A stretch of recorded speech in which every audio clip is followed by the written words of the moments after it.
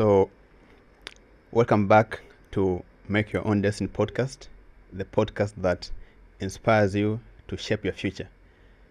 So, if you're new here, please hit that subscribe button. And if you're the OG on this channel, please smash the like button for me, please. Anyways, today we're with a very special guest. I know you guys have never seen an architect on this podcast. So today we have an architect with a lot of years of experience. His name is Architect Luzel. Most of you have probably seen him from social media. He has been going viral a lot of times. So we are with Luzel himself here. In a hot climate like this, it's important to keep the building cool, so you don't use a lot of air conditioning, because air conditioning uses a lot of energy. So you can put shading devices on the building to block the sun, a bit like blinds, but not on the inside, because if you put blinds on the inside of the building, the sun is already heating up the building, so it doesn't do much on the inside. But if you put something on the outside, like some louvers or some shades, permanent shading, that'll help keep the building cool. So a lot of my projects, for instance, in the north, the sun is high, the north and south orientation, the sun is high in Dar es Salaam. So if you put horizontal shades on the outside of the building, it'll block the sun, so the glass won't get hot, and it won't make the building hot, and then you won't have to use so much air conditioning. And then on the east and west side, you can put, because the sun is quite low, you can put vertical shadings on the outside, so that helps with the morning and evening sun. So there's stuff like that you can do to keep the building cool.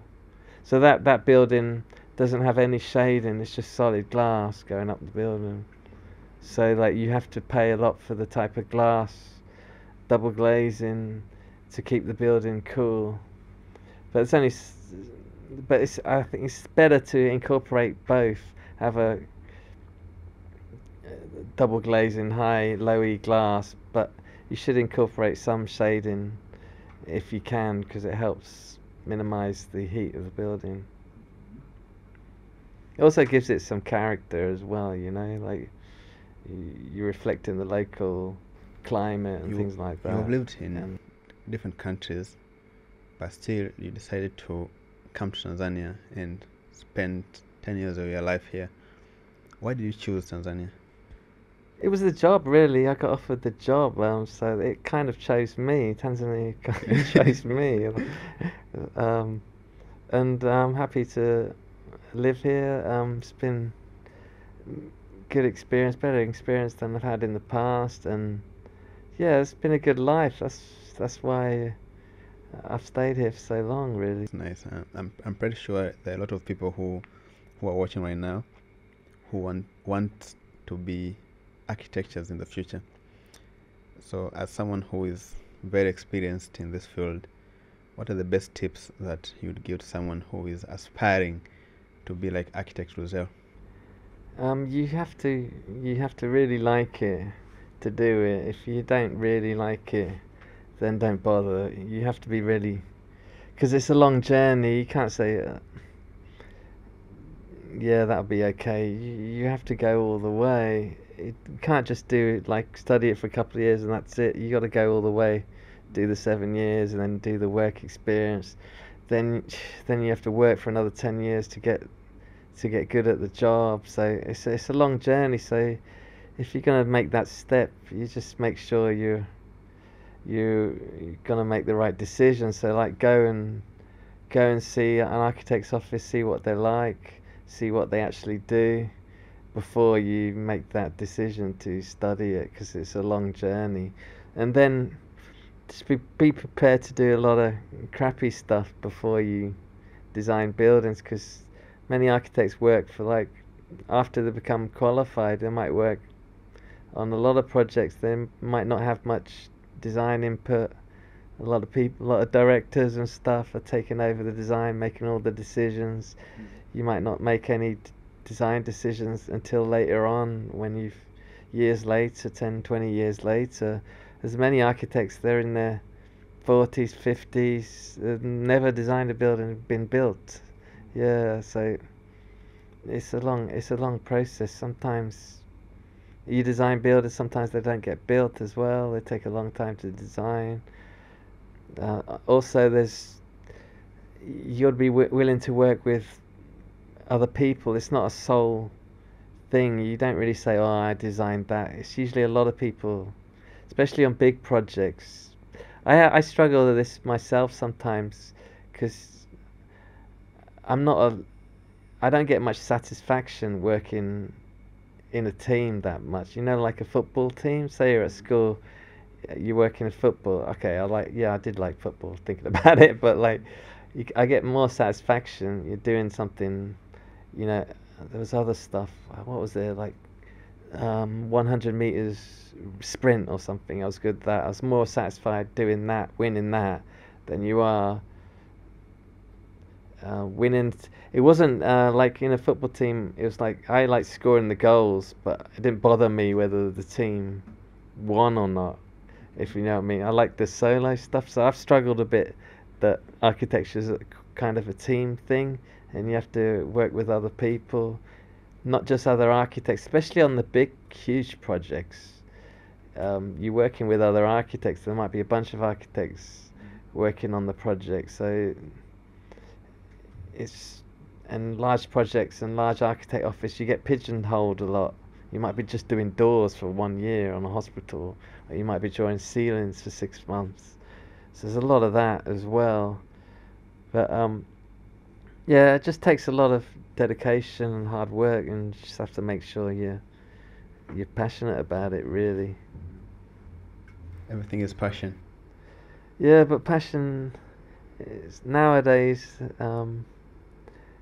it's not always true to follow your passion. I don't think it's it's been drilled into people when you're a kid to follow your passion, but that sometimes your passion doesn't always, like there's people studying art and stuff because it's their passion, but they don't get paid much to do art. You know what I mean?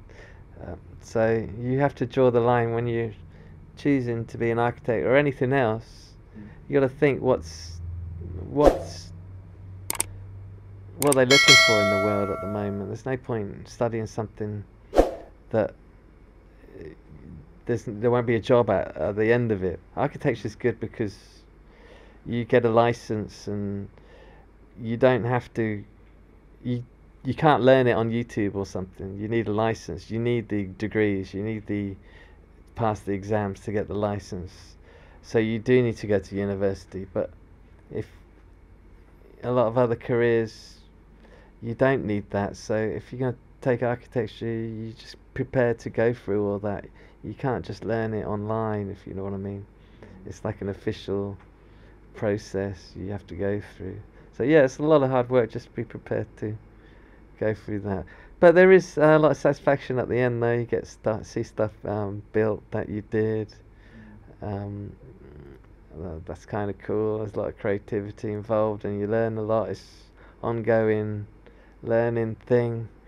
You're always learning. You're always working on different projects, different people. So yeah, there's a lot of satisfaction at the end of it, but it's a long process. I'm not sure if I recommend it. So when you sit down and look back in your career, what's the biggest learning experience that you have had being an architect? I think because before I moved to Tanzania, I worked in architecture firms. I worked in small ones. I worked in large ones. I worked in some of the biggest ones in the world, actually. From like small practice to about 5 people to 15 people to I worked in architecture practice for 100 people. And now I work for a contractor, and I found the experience much better. You're learning, it's more practical. You're learning how stuff's been built. You're going to site a lot. You don't really get that in an architect's office. An architect's office is quite arty-farty. They sit on their asses, looking at pretty pictures, doing a pretty picture, creating something look beautiful, but they don't understand as much what goes on in the builder's head and what goes on in sites. So I'm lucky I've had that experience now. I've worked for a builder for 10 years, and I know more about what's practical, as opposed to you draw something and I can look at something that it's like no way they're going to do that. It's like you draw something, and if it's too difficult or it's too expensive, they won't always do it on site. They might just look at it and go, we're not doing that. But a lot of architects in architecture practices, they don't realise that. So I learned more about practicability, I think, and efficiency as well. I've learned a lot. Maximising the bang for the buck in Tanzania, which is good. I prefer that to. I don't like. I'm going off. I see these multi-million-dollar buildings in, I don't know, Dubai or something, like the Future Museum. It's not really.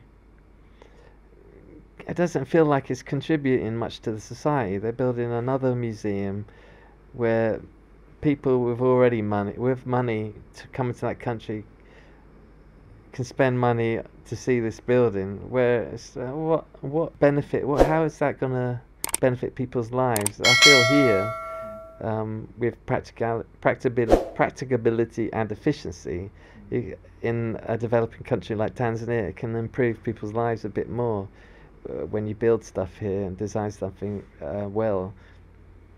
So I've learned a lot about that kind of stuff. And I've seen you a lot on social media through your videos.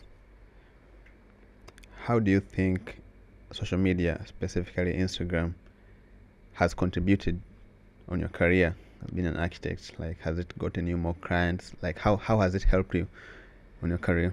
It's basically, I kind of separate it from my work because I'm employed for a construction firm, so I kind of, it's difficult. It's not my role to get clients, even though I get messages all the time. But usually, social media is not the kind of place to get clients anyway. They're usually not. If they're serious, they'll kind of call you or call where you work. They're not going to message you on Instagram going, I want to design a 20-story building. I want to build a 20-story building. They're not going to message you on Instagram. They'll do it more professionally, than they, I think. So you can get clients for it, yeah, but usually it's small projects like houses and stuff, which I wouldn't bother anyway because it's not really worth my time. But you can if you're going solo. So it can get clients like that. But yeah, it does help with meeting people and meeting clients as well. Like usually when I get given a project with a client, they already know me from social media. But mostly it's helped my personal brand a lot as well, which is pretty cool. And so it's basically, it brings opportunities. That's the main thing it brings, really. Like this opportunity with you. So you meet people come up to speak to you, people learn stuff from you. It's pretty cool. I mean, I go to other countries, people come up to me and they've learned stuff. I've been in Zanzibar, people come up to me and goes, I came here because of you, I saw your videos, which is pretty cool. So you get stuff like that. So it's quite rewarding and it's a lot of fun as well. It's like another outlet, to do outside work, which is cool as well. So it's fun to do something connected but kind of separated. So yeah, it's helped in a lot of ways. And editing, filming, I've learned a lot from that. Especially I did a year on YouTube before I did the short videos. That helped me with a lot of editing. Instagram, yes, a lot of connections I've met. So yeah, I've had some met a good friend, another architect in the UK I've met through social media. He's come to visit me here. So yeah, there's a lot of benefits people ask you to invite you around, invite you to do talks. There's a lot of things. Yeah, you get like sponsorship offers and stuff like that. Yeah. So yeah, I'd recommend it. It's good fun. It takes a lot of work though. Yeah. And like through your years of doing work, you talked about. You said social media has been very awarding to you. So have you ever gotten any like reward, Social media or like projects? just a project, like a notable reward so I've far? got the first project in Tanzania got it won best office building in Tanzania by International Property Awards, and then it got voted. I thought it won, but I don't think it did. It got voted for best office building in Africa, but I don't think it won. And then the project I did in Zambia got a similar thing, International Property Awards. It got best office building in Zambia.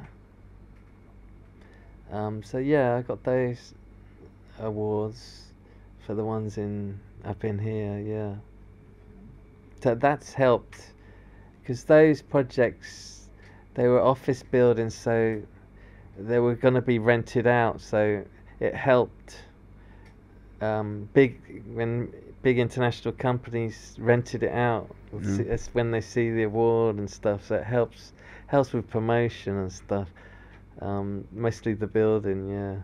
It's weird. The building gets the award, yeah. So yeah, it helps with promoting the building. And what project are you currently working on? A new golden tulip in Zanzibar, and there's a commercial office building in Masaki, a new one. Apartments, diplomatic apartments in Masaki in town, which is quite cool. It's like signed round an existing tree. It's got a swimming pool on the roof, and it's all integrated in this garden. Those are the three I'm working. And a big resort. It's like 100-room resort in Zanzibar Hotel as well. So they're the ones I'm on at the moment. Yeah, two of them are on site, and the rest are gonna be on site this year, I think. You talked about people messaging you on social media, mostly for small projects that are not worth your time. Sorry. So, what should my budget be for it to be worth your time doing the project? It's not that way. It's because I work 6 days a week, and I don't want to work another day. If you know what I mean. Yeah. So yeah, it's not. There's no point, really. Uh, I don't really do side stuff. Yeah, and it's to do with it's too complicated as well. It's because I have a visa where I work, and you can't really do side stuff like working, and it gets complicated, and it's too much of a headache. So I usually don't bother. Yeah, or it could go if it goes through the construction company I work for, then I think it's like $4 million construction cost minimum. I think. So yeah. I've always been wondering, let's say I think if you say 10% of the construction cost is standard, it's a good price for an architect. So if your project costs $100,000, you pay the architect $10,000 to work through the whole project. That's okay. Yeah, that's pretty good. But not many people want the architect to go through the whole project. They just want a basic concept and just pay like $1,000 or something, and that's it. How does a $4 million project look like here in Tanzania? 4 million is not that It's about construction cost. It might be a very. It might be a might be maybe a 4 or 5 story office building. It might be a smallish apartment complex, maybe 5 story. Apartments cost a bit more because you got like kitchens and everything and toilets, but it also depends a lot. You can't really say that's roughly, but it depends on a lot of things like the location and everything, because it costs more. I didn't realise this, but it costs a lot more to build in the city centre than it does on the outskirts. I think because a lot of logistic reasons. Yeah. And it also depends on how much quality you want. So like a hotel would be expensive because they like a lot of pretty things inside, and it needs to look like expensive when you walk in and everything. So like a hospital, and the rooms like have to look immaculate, like fantastic. So like a hotel will be more expensive. So you might get like a small hotel for that. Or yeah, so it's something like that. So it varies really. You can't really say, but maybe a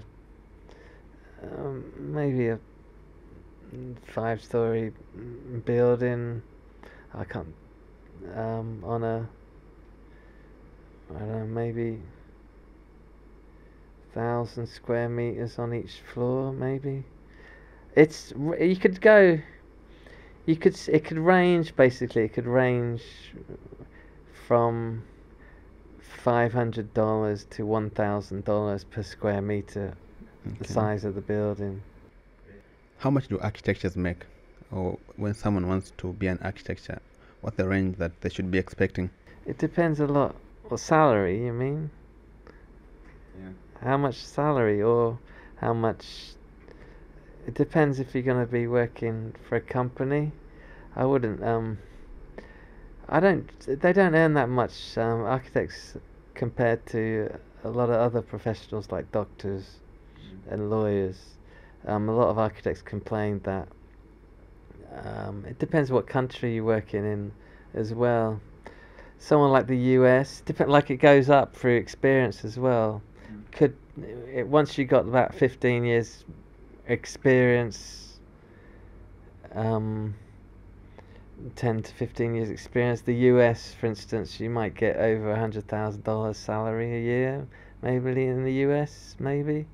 Probably the same thing in the UK, maybe. Maybe less. But it depends. That's if you work for an architect firm. But if you could, and it depends what you're doing as well. You could be a director, or you might still be like just a project architect. It depends what role you're doing as well. You could be a director for a company, or you could work for a different company. You could work for a construction company and doing other stuff. You could be a manager. It depends. If you want to be doing like traditional design in a building role, then you probably won't get much if you stick doing that. You probably, as you progress, you kind of work it up to director level and stuff. It varies. I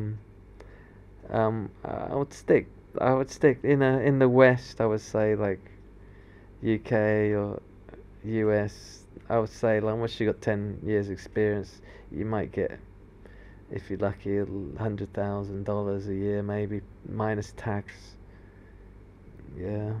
A lot of stuff that I didn't know that goes into it, and I'm pretty sure a lot of people who have been watching. Yeah, I hope so. Yeah. Yeah, I didn't know anything about green buildings, green architecture. I didn't know like why do people care so much about that, and I've noticed like there are so much details. The way you're explaining that tall blue building, the way you're saying like you have to consider like the light, where the sun is coming from, the heating, so that you can use less AC. I think those are very, very important things that most people ignore. It's all about protecting the environment, really reducing energy, reducing water, respecting local culture, getting more local people involved. Yeah, that's what architecture is all about, really. Mm. We are used, most people here in Tanzania, their construction cost is always like the majority. It's just like small houses, so they don't really hire architectures. You just find the person who gave you the drawing, he's the one that will do everything until your house is complete. Like no engineers, no nothing. You just have your drawing, and then you get the builders, and then just supervise they build it, and you're done. It's just like that's what you're saying. Like the house down the road, all the mistakes. You gotta. It's like lack of planning and lack of. The more people you get involved in the project at an early stage, generally the more successful it is. If you get an architect, engineers, everybody involved, looking at the initial plan, get them all to look at it and put their input. You get all their input from as early as possible. Then they're the most successful project because basically less fuck ups later on. Because there's so many things when you design and build a building. It's crazy. And a lot of it comes down to experience as well.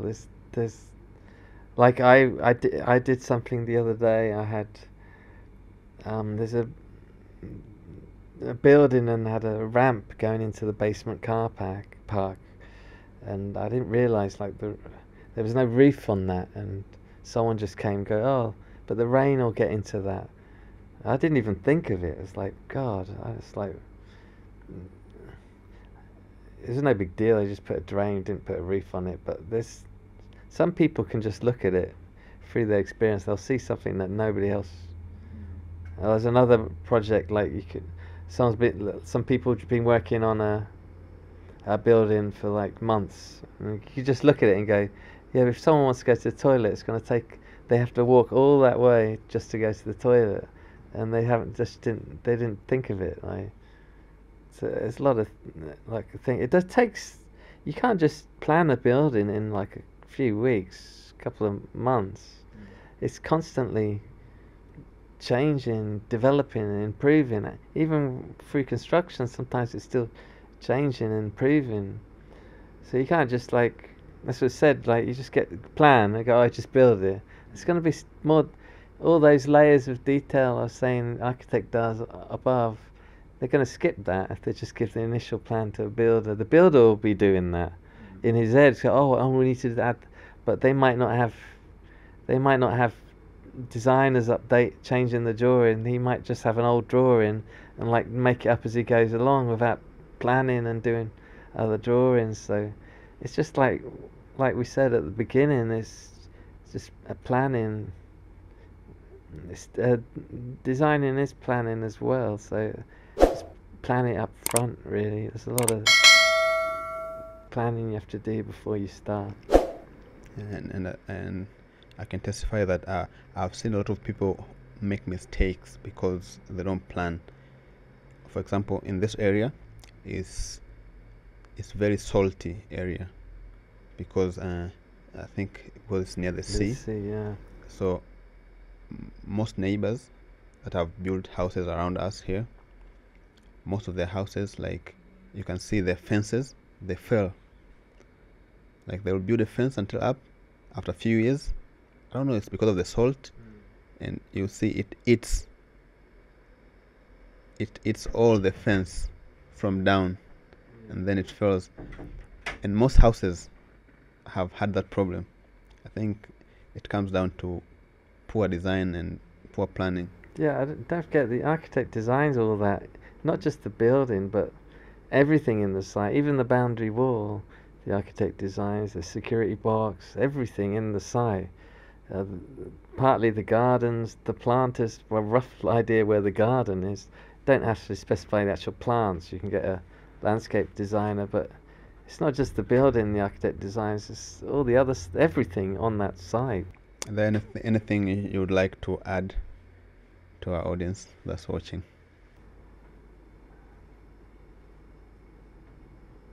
No, thank you for your time. That's all I want to say. I enjoyed the experience. I'm glad to be here. Glad to be in Tanzania, and hope to stay here longer. I don't plan on leaving or anything. So yeah, it's good. I'm enjoying this. So Yeah, I really appreciate for you just accepting my invitation, no problem.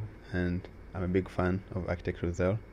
Thank you. And one of our manager, she really liked when I say Architect Rizal is coming to the podcast, and she said, "I love Architect Rizal." And say pass my greetings to him. Ah, thanks. Yeah. Anyways, that's it for today, guys. If you like the episode, please hit the like button, subscribe, and I'll put all the details of Architect Rizal down in the description, so you might follow him and connect with him. I'll put my details as well. So thank you for watching, and see you in the next episode. Bye.